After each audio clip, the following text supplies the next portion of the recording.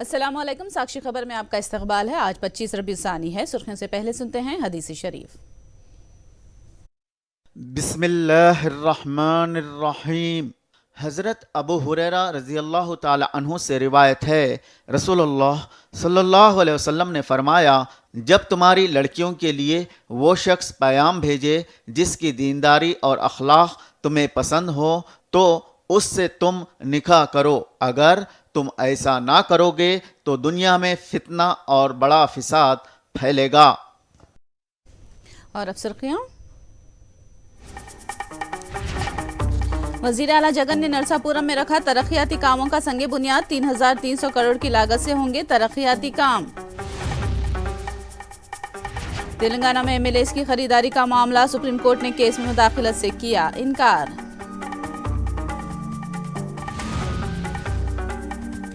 बेंगलुरु धमाका case, police ने मुलजिम शारिक के घर से धमाकू मादा बरामद करने का किया दावा। कतर में आलमी कप फुटबॉल का हुआ आगाज। पहले मैच में इक्वाडोर ने मेजबान कतर को हराया।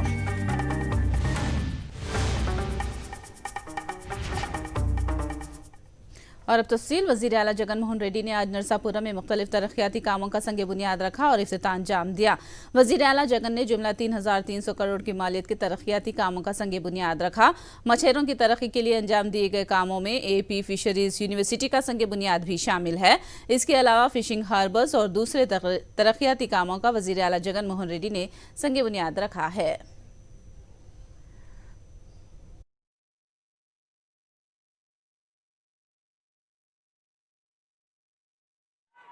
రాష్ట్రంలో మత్స్యకారుల సోదరుల బాగుకు కట్టుబడిన ప్రభుత్వంగా నర్సాపురంలో ఉన్న 6,000 మత్స్యకార కుటుంబాలకు మేలు చేసేలా ఈరోజు అంటే ప్రపంచ మత్స్యకార దినోత్సవం నాడు ఇక్కడే నర్సాపురంలోనే బియ్యపు తిప్ప ఫిషింగ్ హార్బర్కు కూడా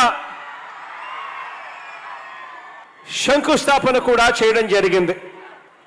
ఈరోజు ఈ ఒక్క బియ్యపు తిప్ప ఫిషింగ్ హార్బర్ కోసం అక్షరాల 430 కోట్ల రూపాయల వ్యయంతో ఈరోజు ఫిషింగ్ హార్బర్ నిర్మాణం ఇక్కడ చేపట్టనున్నాం। ఈరోజు రాష్ట్రంలో కూడా పూర్తిగా రూపురేఖలు మారుతా ఉన్నాయి। మన మత్స్యకారులు ఎక్కడికో గుజరాత్కో ఇంకొక చోటుకో వెళ్ళి అక్కడికి వెళ్ళి బ్రతకాల్సిన అవసరం రాకుండా మన రాష్ట్రంలోనే మత్స్యకారులందరూ కూడా తలెత్తుకొని బ్రతికేలా జీవించాలి అని చెప్పి రాష్ట్ర చరిత్రలో ఎప్పుడు జరగని విధంగా 9 ఫిషింగ్ హార్బర్లు ఈరోజు ఒక్క మన రాష్ట్రంలోనే రానున్నాయి అని చెప్పి కూడా సగర్వంగా ఈ సందర్భంగా తెలియజేస్తా ఉన్నాను। ఈ ఒక్క 9 ఫిషింగ్ హార్బర్లకు దాదాపుగా 3,500 కోట్ల రూపాయలు ఖర్చు చేస్తా ఉన్నాము అని చెప్పి మీ బిడ్డగా ఈరోజు సగర్వంగా తెలియజేస్తా ఉన్నాను అని చెప్పి కూడా ఈ సందర్భంగా తెలియజేస్తా ఉన్నాను। ఆంధ్రప్రదేశ్ ఫిషరీస్ విశ్వవిద్యాలయానికి అంటే ఆంధ్రప్రదేశ్ ఫిషరీస్ యూనివర్సిటీ ఇది నిజంగా ఇక్కడి ప్రాంత ప్రజలు రూపురేఖలన్నీ కూడా మార్చే కార్యక్రమం జరుగుతుంది। ఈ ప్రాంతంలో ఆక్వా కల్చర్ అన్నది ప్రధానమైనది అని మనందరికీ కూడా తెలుసు। మెరైన్ ఎక్స్పోర్ట్స్ కానీ మెరైన్ ప్రొడక్షన్లో కానీ తీసుకుంటే మన రాష్ట్రం దేశంలోనే నెంబర్ 1 స్థానంలో ఈరోజు ఉంది। అయినప్పటికీ కూడా ఇక్కడ ఈ ఆక్వా కల్చర్కి సంబంధించి ఇటువంటి స్కిల్స్ ఇటువంటి పరిజ్ఞానం మన పిల్లలకు ఇక్కడ అందుబాటులోకి వస్తే ఫిషరీస్కి సంబంధించిన ఈ స్కిల్స్ ద్వారా మన పిల్లలకు ఇంకా మెరుగైన ఉద్యోగాలు వస్తాయి, మెరుగైన జీతాలు వస్తాయి। దేశంలో ఎక్కడ అవసరం ఉన్నా కూడా ప్రపంచంలో ఎక్కడ అవసరం ఉన్నా కూడా మన వాళ్ళకి ఇక్కడ ఆ తెలివి ఆ చదువులు ఇక్కడ అందుబాటులోకి ఉండే ఒక గొప్ప ప్రక్రియకు ఈరోజు నాంది పలుకుతా ఉన్నాం. ఈరోజు ఆక్వాకల్చర్ సుస్థిర అభివృద్ధి కోసం ఫిషరీస్ పాలిటెక్నిక్ డిప్లొమా హోల్డర్లు, bachelor of fishery science degree హోల్డర్లు, master of fishery sciences PG degree హోల్డర్లు, ఇలా ఆక్వాకల్చర్లో మానవ వనరుల కొరత తీర్చడం కోసం డిప్లొమా నుంచి పిహెచ్డి వరకు విద్య కోసం మనందరి ప్రభుత్వం ఇక్కడ ప్రత్యేకంగా ఫిషరీస్ యూనివర్సిటీ ఇక్కడే నర్సాపురంలో ఏర్పాటు చేయబోతా ఉన్నాము అని చెప్పి సందర్భంగా సగర్వంగా ఈరోజు తెలియజేస్తా ఉన్నాను. ఈరోజు దేశంలో కూడా కేవలం రెండు యూనివర్సిటీస్ ఉన్నాయి, ఇటువంటి ఫిషరీస్ యూనివర్సిటీస్. ఒకటి తమిళనాడు, మరొకటి కేరళ. ఇక మూడవ యూనివర్సిటీ ఇక్కడ మన రాష్ట్రంలో ఇవాళ రాబోతా ఉంది అని చెప్పి కూడా సగర్వంగా తెలియజేస్తా ఉన్నాను. इस मौके पर तकरीर करते हुए वजीर आला जगन ने चंद्रबाबू नायडू पर शदीद तनकीद की। जगन ने कहा कि बाबू मायूसी में मुब्तला हो चुके हैं। उन्होंने कहा कि अवाम की तरक्की के लिए कुछ नहीं किया है और टीटीपी का कुप्पम से भी सफाया हो चुका है। తన పాలనలో అంటే బాబు పాలనలో కుప్పం ప్రజలకు కూడా మంచి చేయని ఆ బాబు ఆయన దత్తపుత్రుడు కలిసి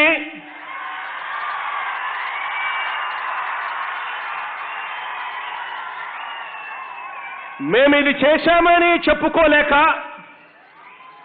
తాము చెప్పుకోదగినది ఏది చేయలేదని తెలుసు కనుక తమ నోటికి ఈ మధ్యకాలంలో ఎక్కువగా పని చెబుతున్నారు.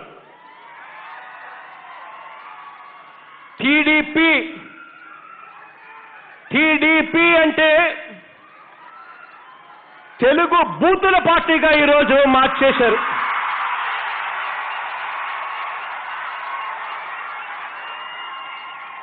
దత్తపుత్రుడి పార్టీని అయితే రౌడీ సేనగా మార్చేశారు.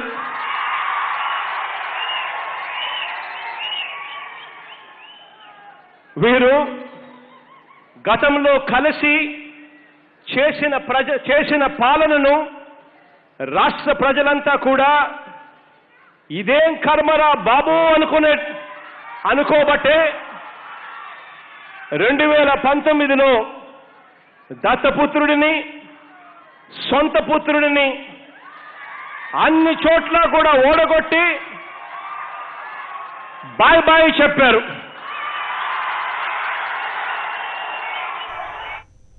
एमएलसी इसाक बादशाह ने 3 राजधानियों से मुताल्लिक चंद्रबाबू नायडू के मौक़िफ़ की मज़म्मत की। उन्होंने कहा कि रायलसीमा को पसमानदा रखने वाले बाबू अब करनूल को 3 में से एक सदर मुकाम बनाने की मुखालिफत कर रहे हैं। इसाक बादशाह ने वज़ीर आला जगन मोहन रेड्डी के गैर मरकूज़ तरक्की की तायद की है। 3 दिन से ex chief minister Chandrababu Naidu साहब ने करनूल जिले में उनका होश गवा होके होश खो जाके अपनी मर्जी से जैसा बोले वैसा रायलसीमा लोगों के लिए बोलता है। हमारे को श्रीबाग ओलंपिक में उस दिन से भी हमारे को नुकसान हुआ बोलके उसमें जो करनूल डिस्ट्रिक्ट को राजधानी होना बोल के उसी दिन आया था। आज हमारा वजीर आला जगन मोहन रेड्डी साहब ने 3 राजधानी बना के एक लीगल राजधानी आके हमारे को रायलसीमा के लिए करनूल को तय की है। आज वो चंद्रबाबू नायडू आके करनूल में बैठ के रायलसीमा को कुछ राजधानी की जरूरत नहीं है, ओनली अमरावती को होना है, एक ही राजधानी होना है। उनके आपके जुबान होश खो जाके जैसा बोले वैसे बात करते जाते हैं। मैं डायरेक्ट सवाल करता हूं चंद्रबाबू नायडू साहब को, ये कोई भी हिंदे एज पर डेमोक्रेसी के हिसाब से लोगों ने आके उनको उनके प्लेकार्ड्स बताने में गलती है क्या? टीआरएस सरकार ने असेंबली की खरीदारी के केस में सुप्रीम कोर्ट ने मुदाखलत करने से इनकार किया है। मुलजिम रामचंद्र भारती की अर्जी पर केस की समाअत करते हुए सुप्रीम कोर्ट ने यह हुक्म जारी किया है। मुलजिम ने रिमांड को चैलेंज करते हुए अर्जी दाखिल की थी। सुप्रीम कोर्ट ने अर्जी की समाअत करते हुए जमानत के लिए हाईकोर्ट से रुजू होने की हिदायत दी है।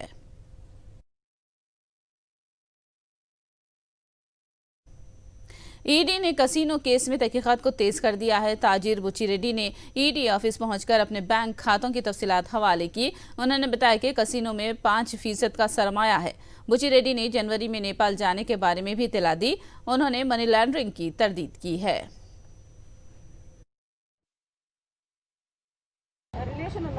లేదండి ఆయనతో 5% షేర్స్ అంటే మీ క్యాష్లో దాంట్లో పెట్టారా? పర్సనల్గా 5% ఆయన చెప్పారు. వాళ్ళు అడుగుతారు పార్ట్నర్షిప్ అంటే, లేదంటే వాళ్ళు పార్ట్నర్షిప్ మీద వాళ్ళు కేసు పెట్టినారు. నేపాల్ జరిగిన ఈవెంట్ మీరు అటెండ్ అయ్యారా? అటెండ్ వెళ్ళానండి. మనీ ట్రాన్సాక్షన్ ఎట్లా జరిగింది సార్? అసలు మనీ ట్రాన్సాక్షన్ అనేది ఉండదండి, ఓన్లీ ఇక్కడ డిపాజిట్ ఉంటుందండి, అక్కడ తీసుకుపోవడానికి ఉండదు.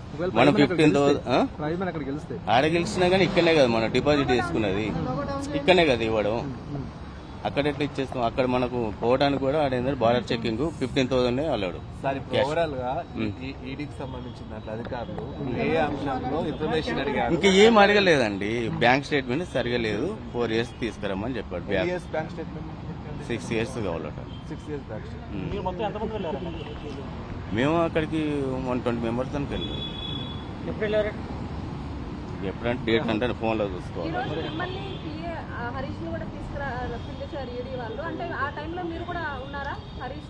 నేను ఇప్పుడు లేనండి, హరీష్ తో లేనండి. హవాలా అంటున్నారు, మనీ లాండరింగ్ అంటున్నారు కదా సార్, దాని గురించి ఏం చెప్తారు? అసలు మనీ డిపాజిట్ డిక్లేర్ చేస్తామని చెప్పేసి అంటారు. ఈడీ ఏమో హవాలా అంటుంది, మనీ లాండరింగ్ అంటుంది, నిబంధనలు అంటుంది. తెలియదండి అది, ఆ విషయాలు. तेलंगाना बीजेपी के कारकुनों के ट्रेनिंग कैंप का इनेकाद हो रहा है। इस ट्रेनिंग कैंप से कौमी कायदीन खिताब करेंगे। मरकजी वजीर किशन रेड्डी ने बीजेपी के ट्रेनिंग कैंप से वाकिफ करवाया। किशन रेड्डी ने दावा किया कि तेलंगाना की आवाम तब्दीली चाहते हैं। तेलंगाना प्रांत का प्रशिक्षण शिविर का आयोजन किया गया। इस प्रशिक्षण शिविर में जितने भी प्रमुख नेता तेलंगाना प्रांत में हैं, सभी नेताओं को आमंत्रित किया है। इस 3 दिन इस शिविर चलने वाले हैं। जो तेलंगाना स्टेट में जो भारतीय जनता पार्टी का हर दिन एक मजबूत शक्ति होकर उभर के आ रहे, क्योंकि तेलंगाना जनता आज जो चेंज चाहते हैं, बदलाव चाहते हैं, इस बदलाव सिर्फ भारतीय जनता पार्टी के द्वारा होगा, ये भी तेलंगाना जनता का निर्णय है। इसलिए भारतीय जनता पार्टी तेलंगाना का जनता का जो आकांक्षा है, आकांक्षाओं को पूरा करने के लिए हम इस प्रशिक्षण शिविर में भी एक एक्शन प्लान तैयार करके इस एक्शन प्लान इम्प्लीमेंटेशन का काम शुरुआत करने वाले हैं। कांग्रेस पार्टी के जिले कायदीन का गांधी भवन में इजलास मुनाकिद हुआ। इस इजलास से तेलंगाना प्रदेश कांग्रेस कमेटी के सदर रेवंत रेड्डी ने खिताब किया और पार्टी कारकुनों और कायदीन को अवाम के दरमियान रहने का मशवरा दिया।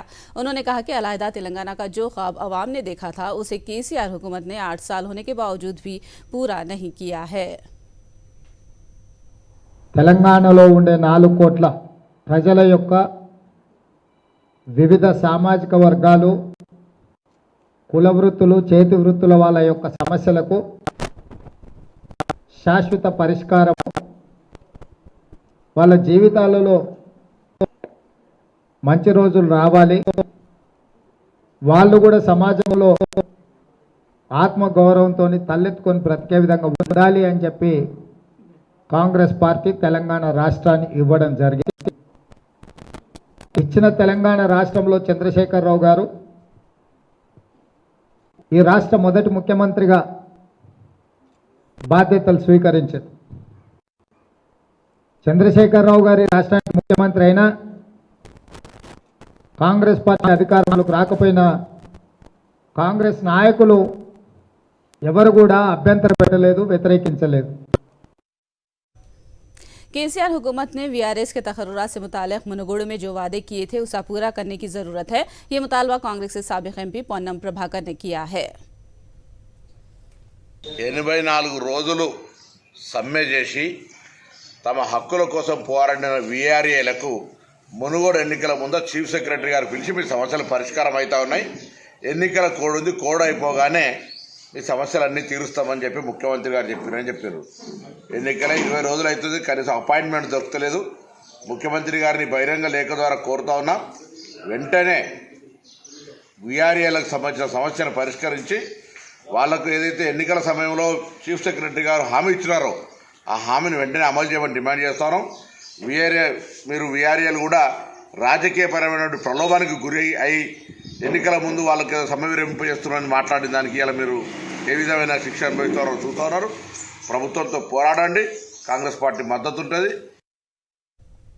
अरुण गोयल ने आज इलेक्शन कमिश्नर की हैसियत से जिम्मेदारी संभाल ली है। सदर जमहूरिया मुर्मू ने अरुण गोयल को इलेक्शन कमिश्नर नामजद किया है। 9 तकर्रुरशुदा election commissioner Arun Goyal chief election commissioner Rajiv Kumar के साथ काम करेंगे। Chief election commissioner Sushil Chandra के रिटायर हो जाने के बाद मई में इस साल राजीव कुमार ने चीफ इलेक्शन कमिश्नर की हैसियत से जिम्मेदारी संभाल ली थी।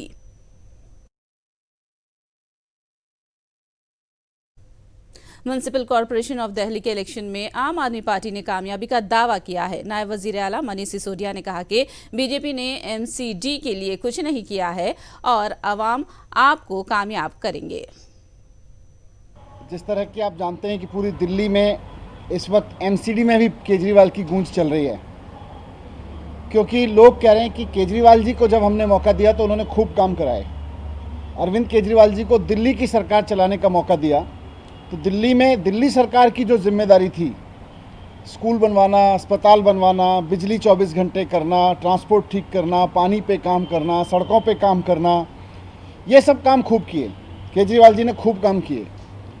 लेकिन बीजेपी को नगर निगम चलाने का जब मौका दिया तो बीजेपी को एमसीडी की जो मूल जिम्मेदारी थी 15 साल में, उस पर भाजपा ने कुछ नहीं किया।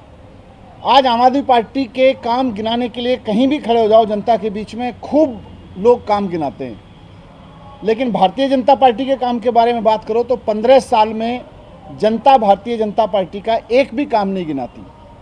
और एक जनता तो छोड़ दो, बीजेपी के लोगों के पास भी अपने 15 साल के काम गिनाने के लिए एक भी काम नहीं है।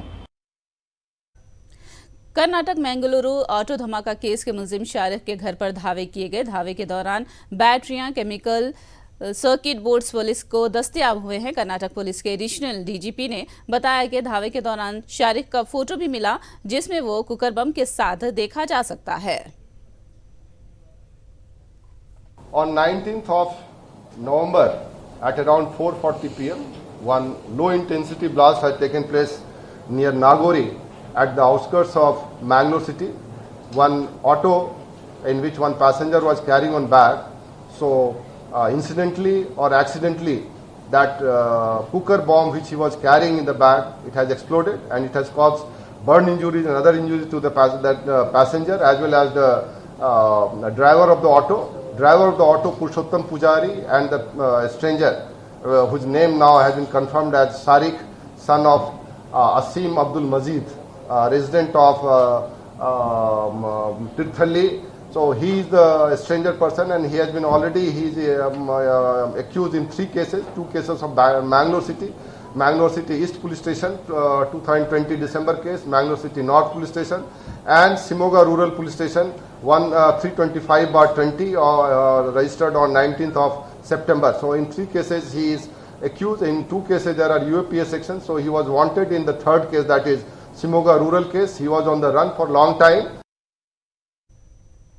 पूना में एक टैंकर ने कई गाड़ियों को रौंद डाला। इस हादसे में 30 अफराद जख्मी हुए हैं और 48 गाड़ियों को नुकसान पहुंचा है। यह हादसा पुणे बेंगलुरु नवाल ब्रिज में पेश आया है। राहत और बचाव के काम जारी है। Poona metropolitan region development authority के कारकुन जाए हादसे पर राहत और बचाव के काम में लगे हुए हैं। पुलिस ने केस दर्ज करके तहकीकात का आगाज कर दिया है।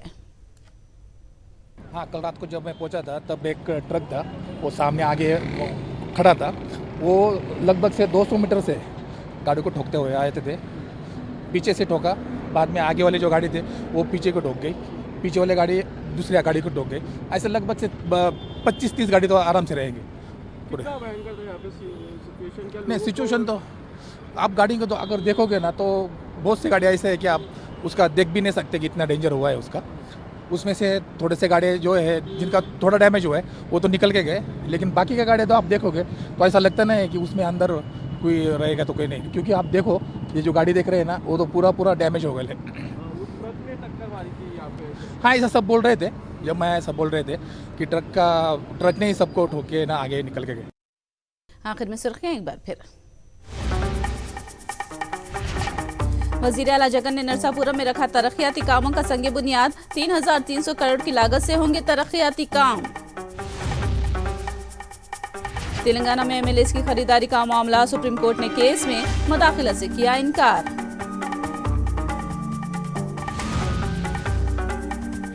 बेंगलुरु धमाका केस, पुलिस ने मुलजिम शारिक के घर से धमाकू मादा बरामद करने का किया दावा।